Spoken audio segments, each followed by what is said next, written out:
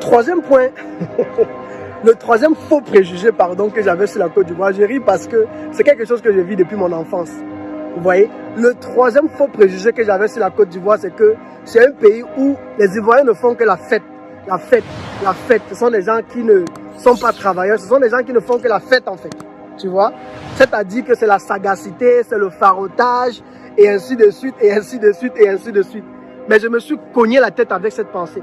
Mais qu'est-ce qui m'a poussé à réfléchir comme ça? Tout simplement parce que quand je suis arrivé, en fait, depuis que je suis tout petit, hein, vous voyez, que ce soit la génération des Doug Saga et après les Didi Arafat, je me rappelle encore, il y avait une musique.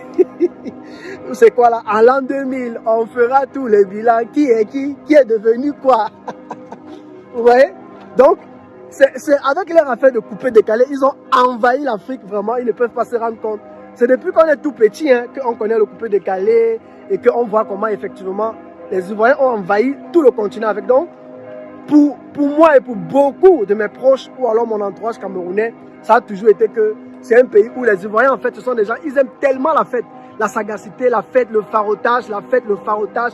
Même quand tu vas à Paris, hein, tu vois les Ivoiriens, c'est toujours dans la sagacité, le farotage, la sagacité, le farotage. Donc, et pour moi, quand je suis arrivé, j'ai été marqué par le fait que, en fait, tu te trompes totalement. En fait, tu avais juste des préjugés, en fait, tu vois. J'ai commencé à côtoyer beaucoup de gens et j'ai vu que les Ivoiriens, ce sont des personnes vraiment travailleurs, tu vois. Ce sont des gens qui savent faire la part des choses.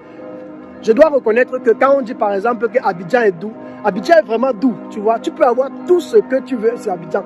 En fait, dans le milieu camerounais, moi je parle de ce que je connais, dans mon milieu camerounais, mon entourage, on m'a toujours dit de la Côte d'Ivoire que ce sont des personnes, effectivement, c'est vrai, c'est un pays développé, oui, même si tu vas, tu vois qu'il y a les buildings, c'est développé, mais sache une chose, c'est que rien n'appartient aux Ivoiriens, rien ne les appartient.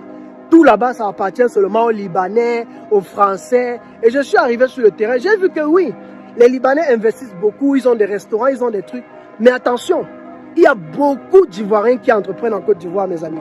Il y a beaucoup d'Ivoiriens qui entreprennent en Côte d'Ivoire. Si je vous dis le nombre d'Ivoiriens que j'ai rencontrés en une semaine et demie à peu près, vous n'allez pas vous rendre compte. Et moi, je suis arrivé à la conclusion que l'Ivoirien, c'est un bosseur, mais cela ne se fait pas trop ressentir, tout simplement parce que l'Ivoirien, c'est quelqu'un de humble. Moi, c'est ce qui m'a beaucoup marqué. Les Ivoiriens sont des entrepreneurs. Et j'ai rencontré encore tellement d'Ivoiriens qui ont des entreprises en Côte d'Ivoire, pas possible. Que ce soit dans l'immobilier, que ce soit dans la restauration. Vous voyez, il y a beaucoup d'Ivoiriens qui ont des restaurants en Côte d'Ivoire que vous ne savez même pas que ça appartient à un Ivoirien. Ils sont là humbles, ils sont là tranquilles. Parfois, c'est même eux qui viennent vous servir. Mais c'est par derrière qu'on vous fait comprendre que, en fait, ce sont des Ivoiriens qui ont ça, quoi. Et moi, j'ai beaucoup apprécié cela parce que l'idée que nous, on avait toujours des Ivoiriens, c'est que non, ce sont des gens qui n'entreprennent pas, ils sont paresseux, ils font souvent la sagacité et tout, et tout, et tout. Mais quand tu vas sur le terrain, tu te rends compte que tu es en train de te tromper sur beaucoup de choses. Et cela m'a amené à réaliser que il ne faut jamais juger les gens. Tu peux voir quelqu'un passer dans la rue comme ça, tu te fais des idées sur lui, des idées sur lui. Ou bien, tu peux même apprendre que quelqu'un a combien de scandales. Mais parce que tu ne connais pas sa vie, tu ne connais pas son parcours, tu ne sais pas par quoi il est passé. Et tu ne sais pas ce qu'il est devenu à l'heure à laquelle tu le vois, quoi, tu vois. Et tu n'as juste pas le droit d'avoir des préjugés sur quelqu'un que tu n'as pas pris le temps de connaître ou bien parce que tu as entendu des choses sur lui.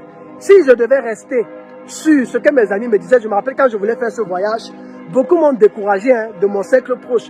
Non, tu ne dois pas partir là-bas. Tu as vu ce qui s'est passé avec la Caïne.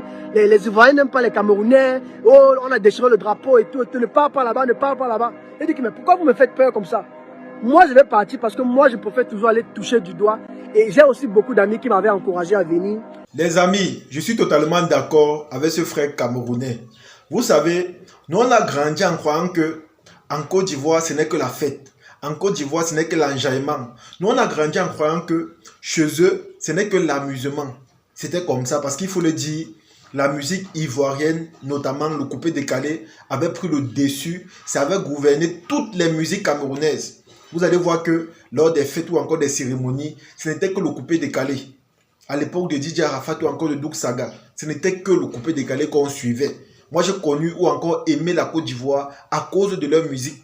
Parce que ça poussait tous les jeunes à vouloir devenir danseurs, à vouloir se lancer dans la carrière musicale. Et laissez-moi vous dire que la plupart des artistes camerounais que vous voyez, la plupart d'entre eux se sont basés des chansons de Didier Arafat ou encore du coupé décalé pour créer leur chemin. La plupart d'entre eux ont pris le coupé décalé comme référence musicale pour se lancer dans la musique. Parce que c'est comme ça que nous, on a connu la Côte d'Ivoire à travers leur musique. Mais on ne savait pas que en Côte d'Ivoire, ça travaillait. On ne savait pas que les Ivoiriens étaient des gens ambitieux, des bosseurs. Honnêtement, voici ce frère camerounais qui est parti en Côte d'Ivoire. Et lui-même, quand tu vois sa manière de parler, tu sens qu'il est surpris par la découverte qu'il a fait là-bas. Parce qu'il est parti avec une idée, mais quand il est arrivé, il s'est rendu compte que ce n'est pas comme il pensait. Il s'est rendu compte que tout ce qui se dit sur les réseaux là, sur la Côte d'Ivoire, ce n'est pas réellement ça. Les amis, vous avez écouté sa vidéo. Et moi, je pense que pour tous les détracteurs de la Côte d'Ivoire là, si vous avez les moyens, faites comme ce monsieur. Partez en Côte d'Ivoire et découvrez, apprenez. Et je pense que à base de ça, vos jugements sur ce chaleureux pays vont totalement changer. Parce que lui-même, il était dans la même chose, c'est-à-dire dans la même situation que tous ces gens-là qui ne connaissaient pas la Côte d'Ivoire et qui se basaient des préjugés pour se faire également un jugement. Mais voilà ça que lui-même il est arrivé, il se rend compte que c'est totalement différent de ce qu'on dit sur les réseaux. Les Ivoiriens sont des gens travailleurs, comme il a dit. Mais sauf qu'ils n'aiment pas se faire voir. Et moi personnellement, c'est un constat que j'ai fait. Quand tu vois Assalfo, quand tu vois le vieux père Moula, quand tu vois Willy Dombo, bref, la plupart des gens qui sont dans le showbiz, qui sont énormément riches, honnêtement, ils ne se font pas voir. Ils sont très discrets. Je dis bien très discrets. Vous ne les voyez pas dans des boîtes de nuit en train de bousiller de l'argent. Vous ne les voyez pas en œuvre. Ce sont des gens qui travaillent sur silence parce qu'ils sont humbles. Là, je suis parfaitement d'accord avec lui. Parce que même le vieux père Moula, moi je vois parfois des vidéos où il donne de l'argent aux gens. Mais il est quelqu'un de très discret. Il ne se fait pas voir. Il ne se montre pas comme les Apuchou nationales et autres. C'est quelqu'un qui travaille sur silence. Donc comme il a dit, les Ivoiriens sont des bosseurs. Mais sauf que ce qui fait leur particularité, c'est leur humilité. Parce qu'ils n'aiment pas se faire voir. Et je pense aussi que la Côte d'Ivoire même est un pays trop chaleureux. Parce que laisser leur terre comme ça aux étrangers pour qu'ils puissent investir, ce n'est pas donné à n'importe qui. C'est tellement rare de voir cela. Vous allez voir qu'en Côte d'Ivoire, il y a beaucoup de Libanais qui sont partis s'installer là-bas et qui sont partis investir. Et moi, je pense que c'est aussi une bonne chose dans le sens où, grâce à leurs entreprises, ils emploient la population locale. Et c'est comme ça qu'ils finissent par se familiariser et c'est comme ça que les relations naissent. Donc, ce n'est pas toujours perçu comme étant une mauvaise chose. Mais moi, dans cette vidéo, ce que je vais dire aux gens qui ont toujours des préjugés ou encore qui se font des jugements sur la Côte d'Ivoire sans réellement les connaître, c'est que si vous avez les moyens, vous pouvez aller là-bas même pour les vacances ou encore pour les congés, juste pour visiter. Et ensuite, vous allez voir que tout ce qu'on s'est dit là, c'est pas ça. Parce que tant que tu n'es pas arrivé là-bas, tu ne peux pas réellement connaître comment ça se passe. Tu ne peux pas réellement découvrir les Ivoiriens. Tu ne peux pas réellement connaître leur comportement ou encore leurs habitudes. Parce que les gens se basent des clashs sur les réseaux, c'est-à-dire clash Mali, clash Cameroun, clash Burkina Faso, pour se faire des jugements. Moi, j'ai vu des vidéos où les gens disaient que les Ivoiriens sont impolis, les Ivoiriens ne sont pas sérieux, les Ivoiriens sont des gens qui sont toujours fiers, les Ivoiriens connaissent seulement attaquer et tout insulter. J'ai vu tellement de personnes dire ça. Mais est-ce que c'est réellement vrai? Est-ce que c'est réellement vrai? Parce que, à travers tous les clashs qui se font sur les réseaux, à travers tout ce que les gens disent là, moi aussi j'ai conclu ou encore j'ai appris que la plupart des pays qui le font, c'est parce qu'ils recherchent de la visibilité.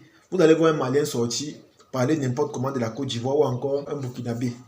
Vous allez vous dire que peut-être qu'il a raison, mais ce que vous ne savez pas, c'est que lorsqu'il fait tout ça, il a un objectif derrière. Il y a ceux qui le font parce qu'ils recherchent de la visibilité, ils veulent qu'on parle d'eux, ils veulent se faire un nom. Et pour ça, ils sont obligés de passer par ceux-là même qui rendent n'importe qui star, et notamment les inconnus. Raison pour laquelle chacun œuvre des stratégies propres à lui pour faire cela. En tout cas, les amis, c'est comme j'ai dit, faites comme ce frère camerounais. Regardez comme il est heureux, regardez comme il est fier parce qu'il est arrivé dans un pays où tout est développé, tout avance, tout est merveilleux, tout est organisé. Faites comme lui, les amis. Si vous avez les moyens, faites comme lui. Avec le sourire qu'il a, tu te rends compte que l'humilité ou encore la générosité des Ivoiriens le marque énormément. Il est énormément touché. Raison pour laquelle il est tellement fier, il est tellement heureux et il manifeste sa joie en montrant tous ses dents dehors. Donc les amis, c'est un peu ça. En tout cas, C'est ici que se termine la vidéo. J'espère que vous avez aimé. J'espère que vous avez apprécié. Partagez la vidéo au maximum et on se dit à la prochaine. Ciao.